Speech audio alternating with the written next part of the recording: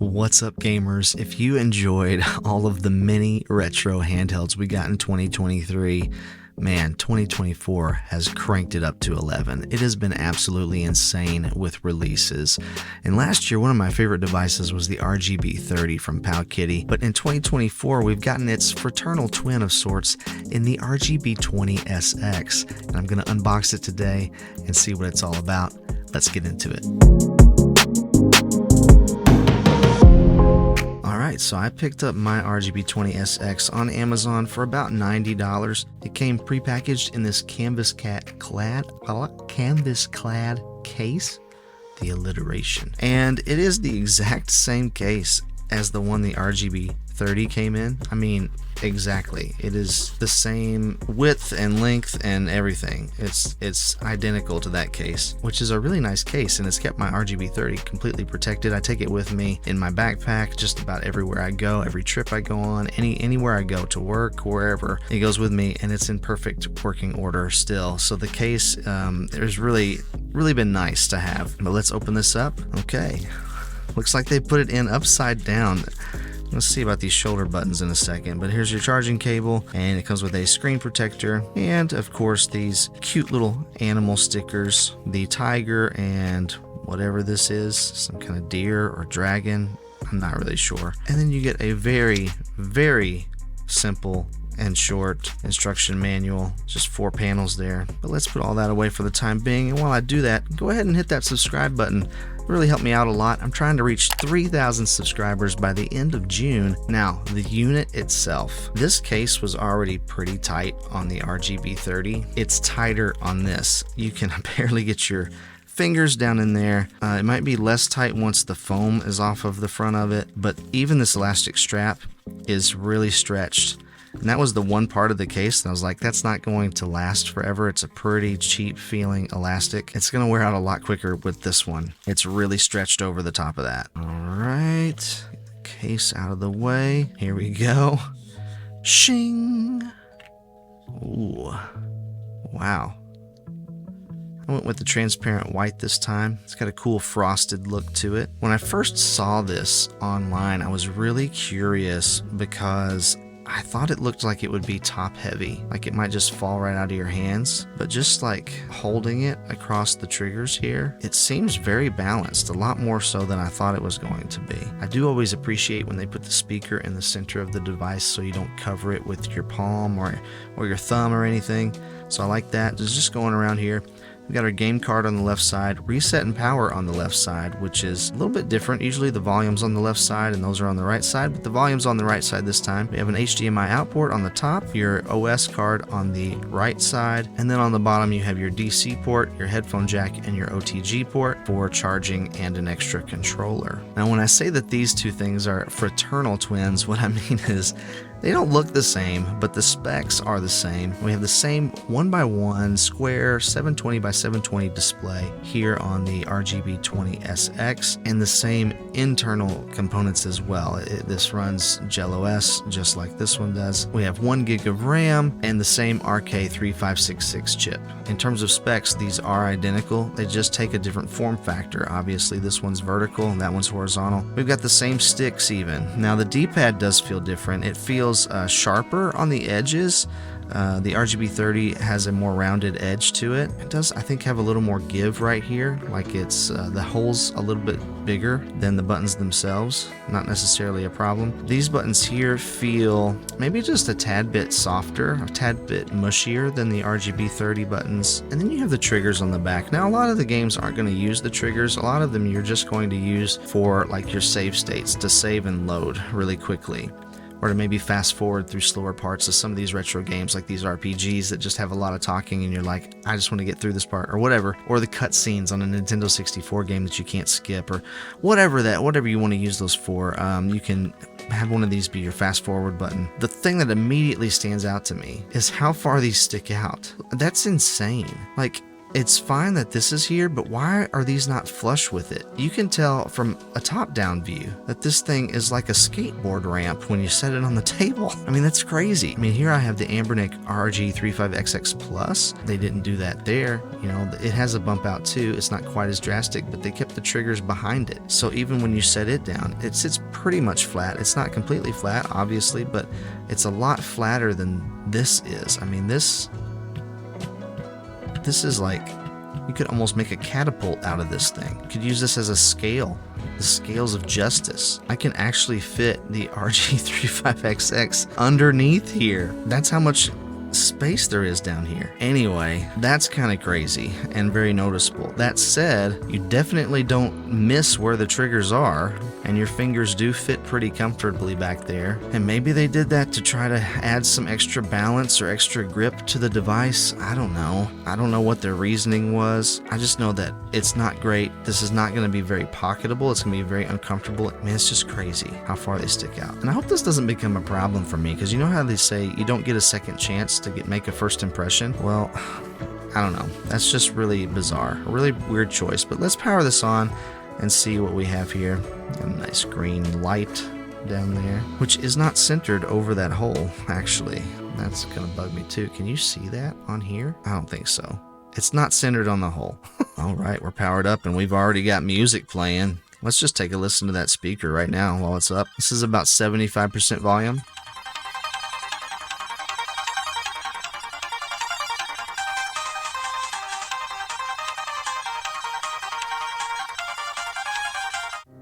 Oh, did you see? I just reset it because I was looking for volume down. See, I'm used to being on the left side. I'm going to do that multiple times, guaranteed. Tell you what though, this screen is still gorgeous. I mean, one of the best screens that I've ever seen on a retro handheld was on the RGB30. And we got the same thing going on here. I mean, it's just absolutely stunning. So crisp. The colors are so vibrant. Ergonomics just announced the RG Cube that is also using this exact same one-to-one screen. And I'm really interested to see how theirs stacks up to this. They may even be from the same manufacturer, display manufacturer, I don't know. But it'll be interesting to compare them because they are the same size and the same resolution, same aspect ratio. Let's jump into some gameplay here, see what we have. I'm terrible at fighting games, so don't expect much. I feel like I say that in every video. I love playing them, but I'm just terrible at them. Oh my gosh. Yeah, this is not going well. I haven't...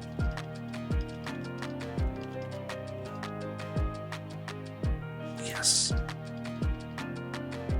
Take that. Oh, dang it. Round 2. Let's go. Ah! Shocked me again. Gotcha. Gotcha. Oh, no. He dodged it. Dang it. Okay, well, whatever. You know what? We're really just here to see how good this looks. And all the text is sharp. Everything is sharp.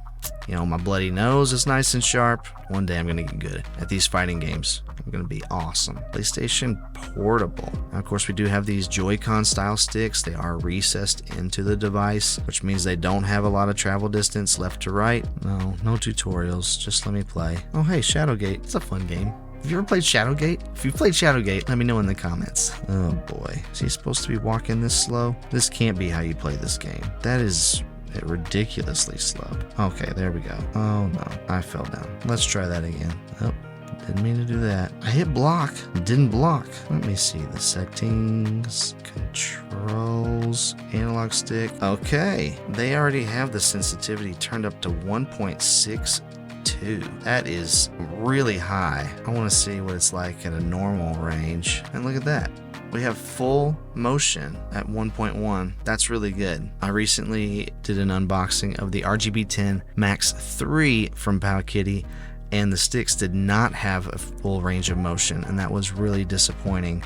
I had to turn the sensitivity up pretty high on that one to get full range of motion. So this is good news. Oh, hey, I just switched weapons. Accidentally.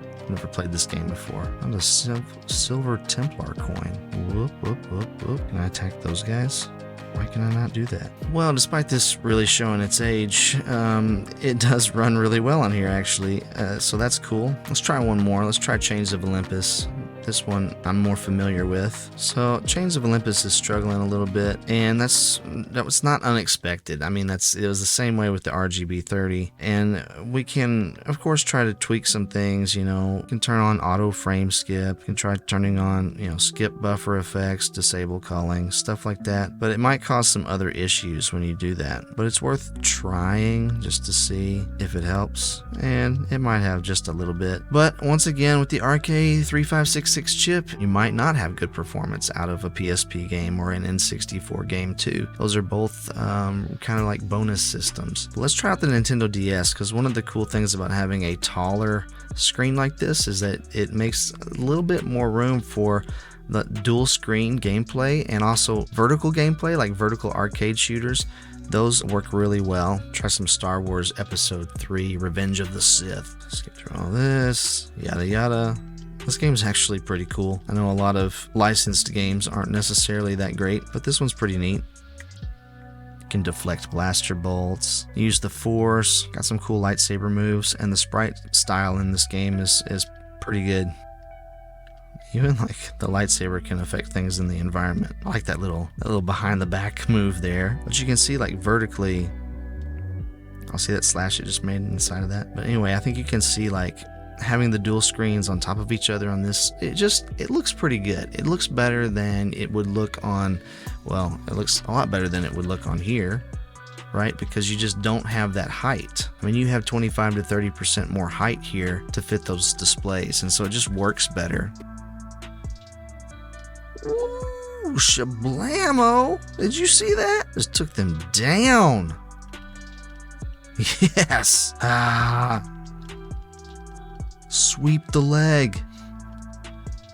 Boom!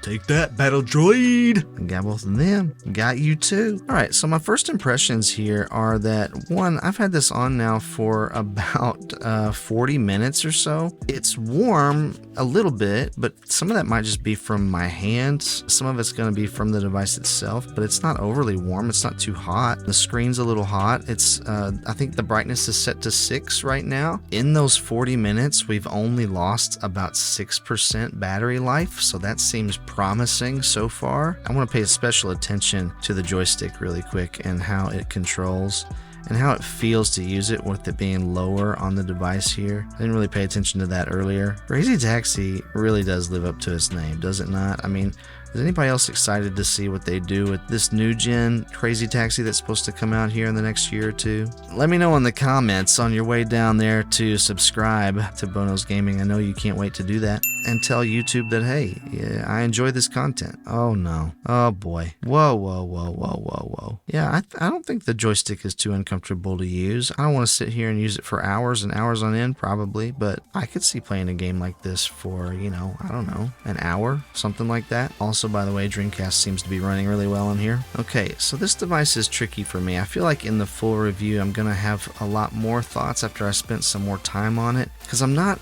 100% sure who the target audience is here. Who is this really for? I need to give some more thought to this, because this device, in my opinion, the RGB30 is nearly perfect. My one complaint on the RGB30 is the triggers. Sometimes they just are not great to use because they're in line instead of stacked, and they're so far up here on top of the device. But in terms of like holding the device, I don't know which one of these I like better. They're almost the same dimensions. That's crazy. The top of this one is a little thinner, but the bottom is obviously thicker. But other than that, they're really close to the same. Well, this is going to give me a lot to think about. As always, stay kind and encouraging out there, and I'll catch you on the flippity flip.